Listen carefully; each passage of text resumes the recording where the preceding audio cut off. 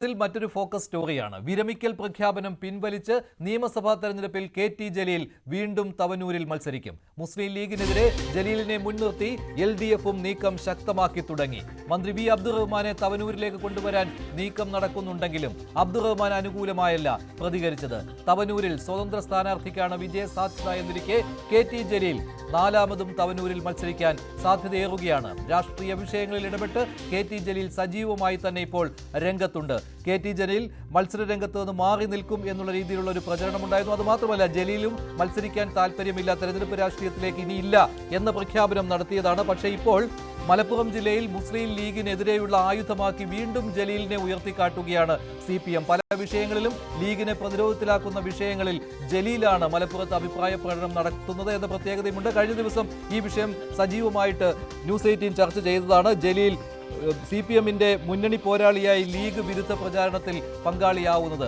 ജലീൽ തവനൂരിൽ തന്നെ വീണ്ടും ജനവിധി തേടുന്നതിന്റെ സൂചനയാണ് ഇത്. ജലീൽ തന്നെ തവനൂരിൽ മത്സരിച്ചാലേ CPM-ന് വിജയ സാധ്യത ഏറുകയും ഉള്ളൂ. കൂടുതൽ വിവരങ്ങളുമായി CV അനുമോദ് ചേരുകയാണ്. അനുമോദ്, തവനൂരിൽ സ്വതന്ത്ര സ്ഥാനാർത്ഥി എന്ന രീതിയിൽ തന്നെയാണല്ലോ ഇപ്പോഴും CPM-ന്റെ ഒരു വിലയിരുത്തൽ വരുന്നത്. അത് ജലീൽ തന്നെയായിരിക്കും. ജലീൽ അല്ലാതെ മറ്റൊരാളിനെ അവിടെ ഇപ്പോൾ നോക്കുന്നതേ ഇല്ലല്ലോ. അബ്ദുറഹ്മാൻ ആ താല്പര്യം വിട്ടുകളഞ്ഞിട്ടുണ്ടല്ലോ. അബ്ദുറഹ്മാന് താല്പര്യമില്ല എന്നുള്ള കാര്യം അറിയിച്ചിട്ടുമുണ്ടല്ലോ.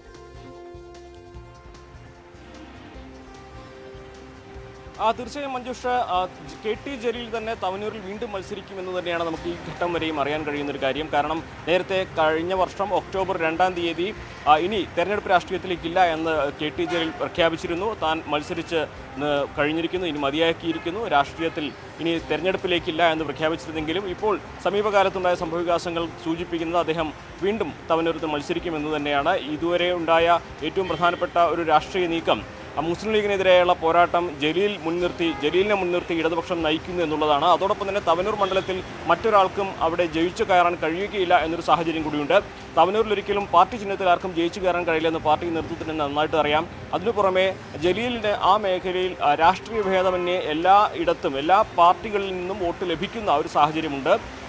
LDF-ന്റെ വോട്ടുകൾ മാത്രമല്ല അവിടെ ജലീലിനെ ജയിപ്പിക്കുന്നത്, UDF-ന്റെ ഭാഗമായി നിൽക്കുന്നവരുടെ വോട്ടുകളും അതുപോലെ തന്നെ നിഷ്പക്ഷ വിഭാഗങ്ങളുടെ വോട്ടുകളൊക്കെ ജലീൽ സമാഹരിക്കുന്നുണ്ട്. കഴിഞ്ഞ തവണ കടുത്ത മത്സരം ഉണ്ടായിട്ട് പോലും ജലീലിനെ വിജയിക്കാൻ കഴിഞ്ഞത് ജലീലിന് ആ മേഖലയിലുള്ള സ്വാധീനം കൊണ്ടാണ്.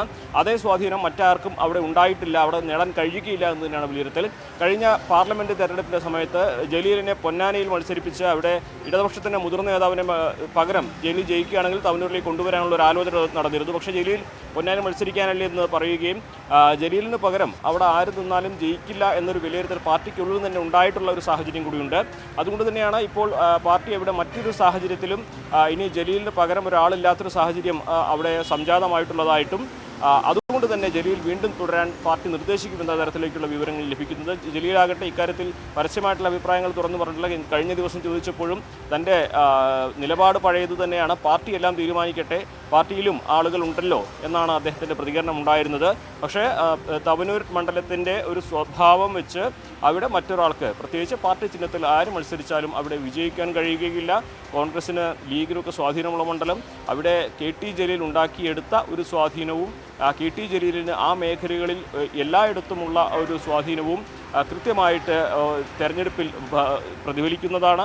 അതുകൊണ്ട് തന്നെ ജലീലിനെ ഒഴിവാക്കി അവിടെ മറ്റൊരാളെ കൊണ്ടുവന്ന് ജയിക്കുക, ആ മണ്ഡലം നിലനിർത്തുക എന്നുള്ളത് ഈ ഘട്ടത്തിൽ എളുപ്പമുള്ളതല്ല എന്ന തിരിച്ചറിവിൻ്റെ കൂടി അടിസ്ഥാനത്തിലാണ് ജലീൽ തന്നെ തവനൂരിൽ വീണ്ടും മത്സരിക്കുമെന്ന തരത്തിലേക്ക്. കഴിഞ്ഞ തവണ തവനൂരിൽ നടന്നത് വാശിയേറിയ ഒരു പോരാട്ടമായിരുന്നു. ജലീലിന്റെ വിജയം അത്ര തിളക്കമാർന്നതായിരുന്നില്ല കഴിഞ്ഞ തവണ. അതുകൊണ്ട് മറ്റൊരു പരീക്ഷണത്തിന് നിൽക്കുകയുമില്ല CPM. അത് ഇപ്പോൾ ജലീൽ തവനൂരിൽ മത്സരിക്കും എന്നത് ഉറപ്പിക്കാവുന്ന മറ്റ് പല ഘടകങ്ങളും ഉണ്ടല്ലോ.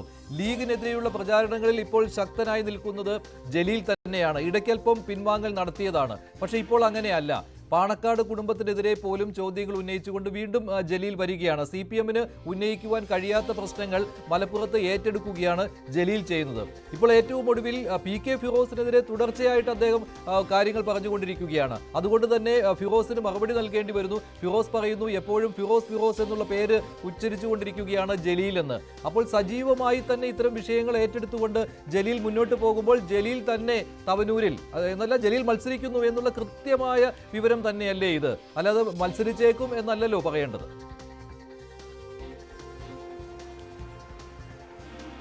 തീർച്ചയായും ഈ വിഷയത്തിൽ മുസ്ലിം ലീഗിനെതിരെ മറ്റാരും ഇത്തരത്തിലുള്ള വിമർശനങ്ങൾ ഉന്നയിക്കുന്നില്ല. അഥവാ ഉന്നയിച്ചാൽ തന്നെ അത് ജലീൽ ഉന്നയിക്കുന്ന രീതിയിൽ പ്രതിഫലിക്കുകയുമില്ല. മാത്രമല്ല നമുക്കറിയാം വിജയരാഘവനൊക്കെ പാണക്കാട് കുടുംബത്തെക്കുറിച്ച് ഒരു വിമർശനം നടത്തുകയും അത് വർഗീയമാണെന്ന തരത്തിൽ വിജയരാഘവനെതിരെ വലിയ വിമർശനങ്ങൾ തിരിച്ചുന്നയിക്കുകയും ചെയ്തു. അപ്പോൾ ലീഗിനെതിരെ ജലീൽ പറയുന്ന പോലെ മൂർച്ചയേറിയ രീതിയിൽ മറ്റാർക്കും പറയാനാകുന്നില്ല ജില്ലയിൽ എന്നുള്ളത് തന്നെയാണ് വസ്തുത. അതിൻ്റെ അടിസ്ഥാനത്തിൽ തന്നെയാണ് ജലീലിനെ മുൻനിർത്തി ഇപ്പോൾ LDFിൻ്റെ പോരാട്ടം നടക്കുന്നത്. ഇന്നലെ നടന്ന ജില്ലാ പഞ്ചായത്തിലേക്ക് നടന്ന മാർച്ച് ഉദ്ഘാടനം ജലീലാണ്. ജലീൽ ഉന്നയിച്ച കാര്യങ്ങൾ LDF അവിടെ വീണ്ടും പറയുന്നത്. അതായത് ഒരു രാഷ്ട്രീയ വിരമിക്കൽ പ്രഖ്യാപിച്ച ഒരു വ്യക്തി ഈ തെരഞ്ഞെടുപ്പിന് കേവലം മാസങ്ങൾ മാത്രം ബാക്കി നിൽക്കുമ്പോൾ രാഷ്ട്രീയമായിട്ടുള്ള വിഷയങ്ങൾ ഉന്നയിച്ചുകൊണ്ട് വീണ്ടും മുൻനിരയിലേക്ക് വരുമ്പോൾ അത് സജീവമായ രാഷ്ട്രീയത്തിൽ അദ്ദേഹം തുടരുന്നു എന്നതിൻ്റെ സൂചനയാണ്. ജലീലിനെ സംബന്ധിച്ച് പാർട്ടിക്ക് മുമ്പിൽ താൻ ഒരു ഓപ്ഷൻ വെച്ചിരിക്കുകയാണ് എന്നുള്ളതാണ് അദ്ദേഹത്തോട് നമുക്ക് സംസാരിച്ചപ്പോൾ മനസ്സിലാക്കാൻ കഴിഞ്ഞിട്ടുള്ളത്. 3 തവണ താൻ മണ്ഡലത്തിൽ മത്സരിച്ചു കഴിഞ്ഞു, 4 തവണ ആകെ MLA ആയി കഴിഞ്ഞു.